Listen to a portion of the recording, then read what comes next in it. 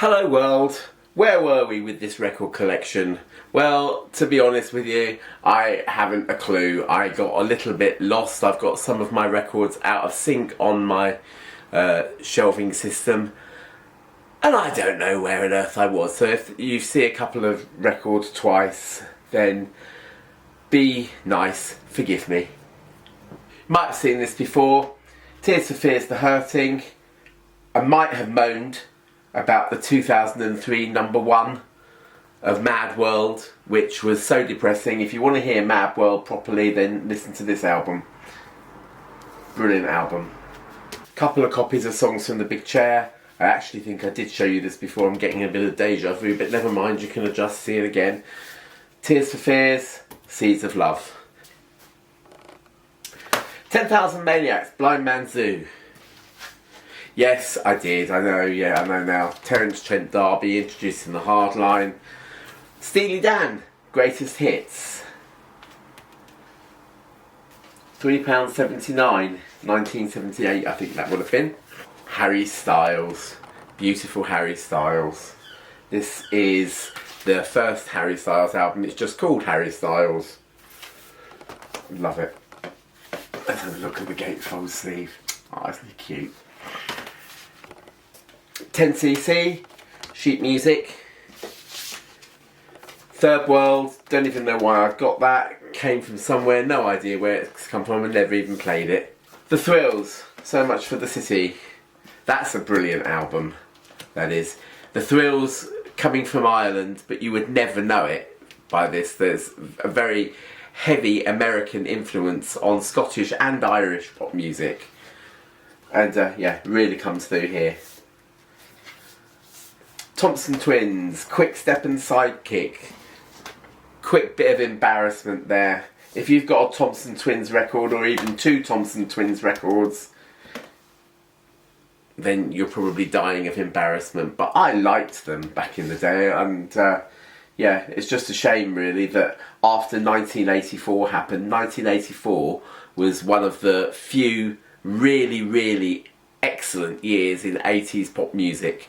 And yeah, after that, you know, once you got into the late 80s, 86, 87 for example, then it became a little bit embarrassing to say that some of the groups that you liked in the early 80s, you liked in the late 80s. But now, we're forgiven, because we're all a lot older now. Tanita Tikaram, Ancient Heart. Beautiful, beautiful, beautiful, beautiful, beautiful. Absolutely gorgeous. I love it. Tick and Tock, Intolerance. Toto. 4. Jeff Wayne's musical version of The War of the Worlds. Super. I've got a CD cum SAD version of this. I still think that this is better.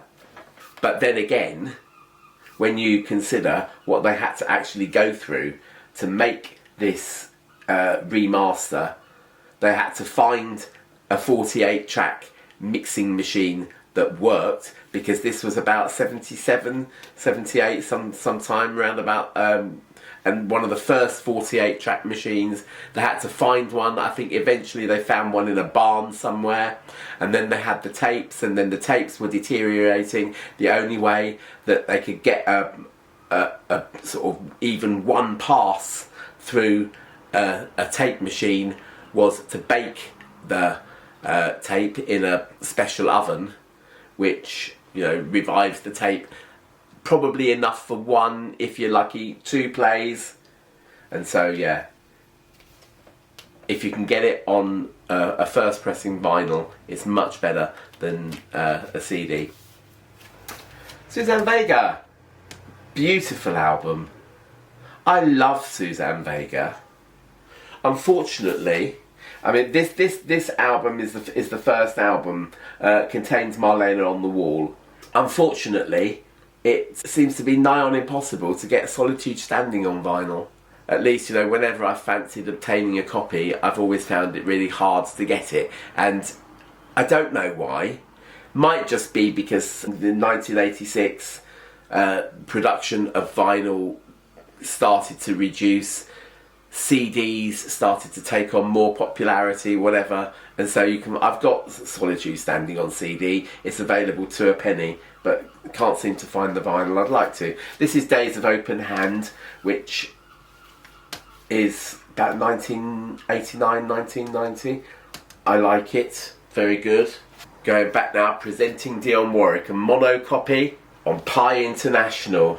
This is the White Stripes, Elephant. I haven't played this for donkey's years. It's one of those, I think it's a 45 RPM double album kind of thing. I don't know, I mean, I'm not a flat earther, and I can probably see, well, I can see the sonic benefits of releasing a single album on a double vinyl, but I just think for pop music to have to listen to 2 or 3 songs 3 or 4 minutes long each and then have to change sides, it's just annoying.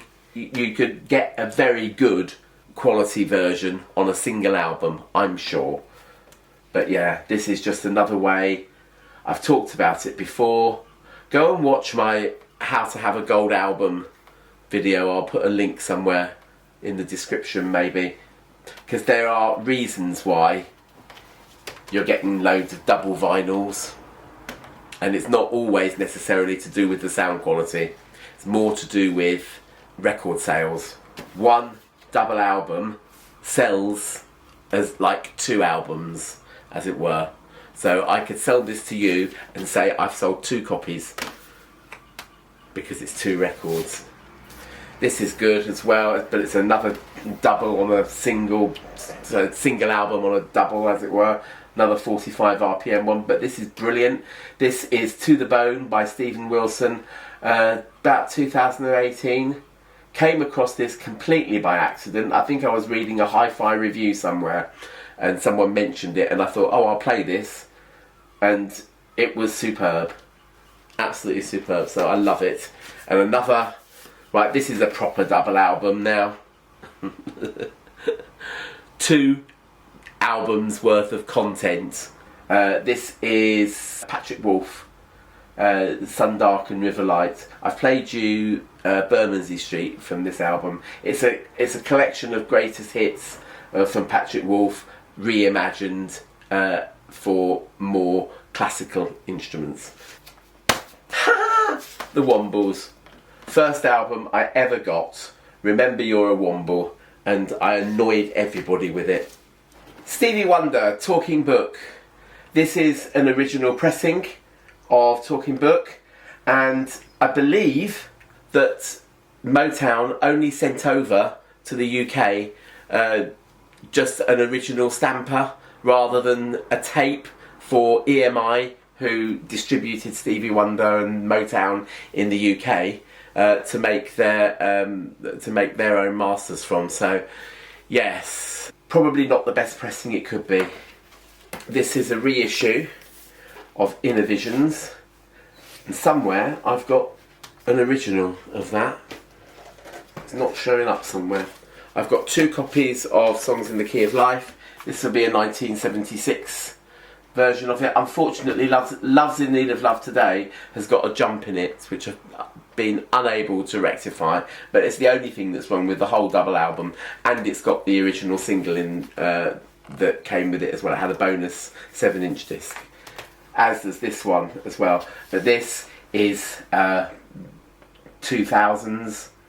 In fact, I believe that this is an anniversary 2016 pressing, and I don't like the cover as much as the original. You might be able to see, although you probably won't, but from where I'm sitting, this is blurred, heavily photoshopped.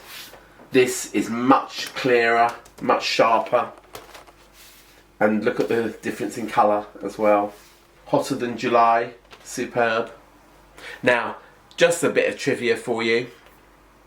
When I was researching a little bit about ABBA, somebody posted on a Facebook group one of the original tickets for ABBA's 79 shows, for their show in Stafford, Bingley Hall, on the 11th of November. That'll be the day after I went to see them. And just as I was Googling through that and finding some images about Wembley 1979, whatever, up came a Stevie Wonder ticket for 1980. Someone had posted a photo of it, and a year later Stevie Wonder was charging £9 to go and see him at Wembley. We paid £7.50 each for our seats for ABBA the year before. Just interesting, really. £9. It's quite a big dent in someone's income. If the average wage was about £68, I think, back in 1979, and so £9 was more than rent for a council house. This is World Party, Goodbye Jumbo. World Party was a bloke called Carl Wallinger. This came out about 94, 95. Has a lot of songwriting input from Guy Chambers, who who became very, very well known for working with Robbie Williams. Robbie Williams actually did a cover version of the song She's the One, which unfortunately is not on this album, but World Party, Carl Wallinger did the original She's the One, and Robbie Williams did a cover of it. But this good album has a song called Put the Message in a Box on it, which is fantastic, and loads of others. It's a really great album. I haven't played it for a long time, and really I should. That's becoming a bit of a mantra for these videos, isn't it? Years and Years, beautiful Ollie Alexander. This is Communion. Ollie Alexander, before I just sort of show you my Years and Years collection, but Ollie Alexander was in a musical called God Help the Girl. It contains, it stars him alongside the girl who played Cassie, Hannah Murray, in Skins. She plays a fairly similar style character in God Help the Girl. God Help the Girl's music was done by Bell and Sebastian. However, Ollie Alexander is absolutely great in it. Love him. Ollie Alexander you will also know from It's a Sin as well. So, superb. This is Palo Santo from Years and Years. Now, for these two albums, Years and Years were actually a band featuring other members that no one can ever remember the names of. But by the time, I think it's last year's album, Night Call, this is superb. I can't really play too many of these modern ones on YouTube. I can't even do a needle drop because not only will I not make any money out of them, but also they will get blocked in various different countries. So it's just one of the hazards of posting on YouTube. But this is a great album, Night Call is. I think probably the first and third are my favourite Years and Years albums. Very good. Neil Young.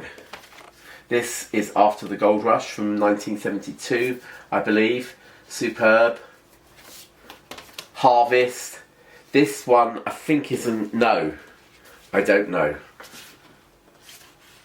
This one is a reissue. Doesn't have the gatefold sleeve. This one's an original with the gatefold on it. Great. Neil Young, Zuma by Crazy Horse. This was when Neil Young suddenly had a bit of an odd period in the mid-70s and released that album. No Parley, Paul Young. Remember him? Contains Living in the Love of the Common People, Wherever I Lay My Hat, That's My Home, and it's an original. You can see the sticker on there. Includes #1 UK hit single, Wherever I Lay My Hat.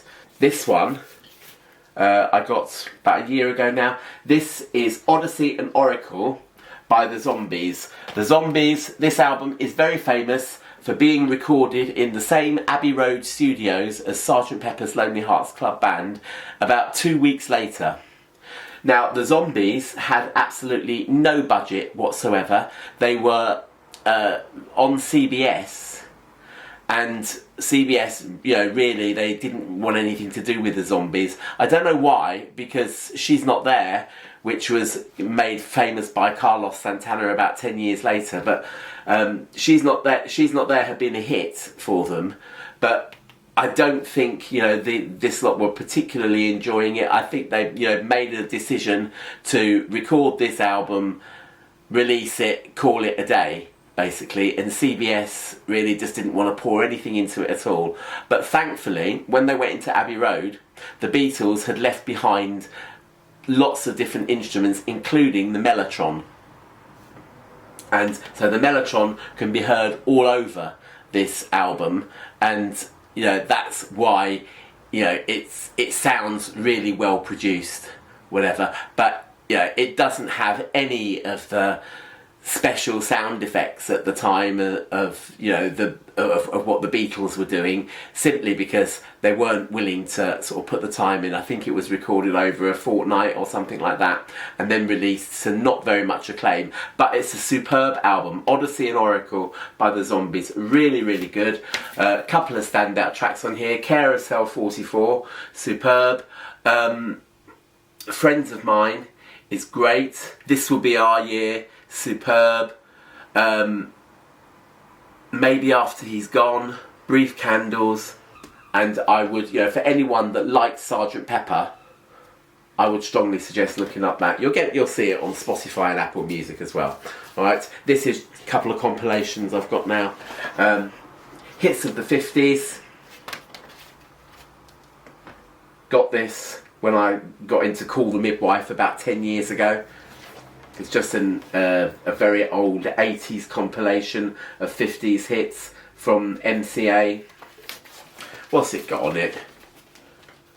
The Four Aces, Love Is a Many Splendid Thing, Sweet Old Fashioned Girl, Pat Boone, Love Letters in the Sand, Eddie My Love, Little Things Mean a Lot, It's Almost Tomorrow, Unchained Melody, but this is Al Hibbler's version, The Maguire Sisters, May You Always, Peggy Lee, Mr. Wonderful, you gotta love this, a bit of Peggy Lee, love her, Jane Morgan, The Day the Rains Came, Debbie Reynolds, Tammy, Tab Hunter, Young Love, Bill Haley, Rock Around the Clock, The Kalin Twins, When, Jerry Keller, Here Comes Summer, and Buddy Holly, Peggy Sue.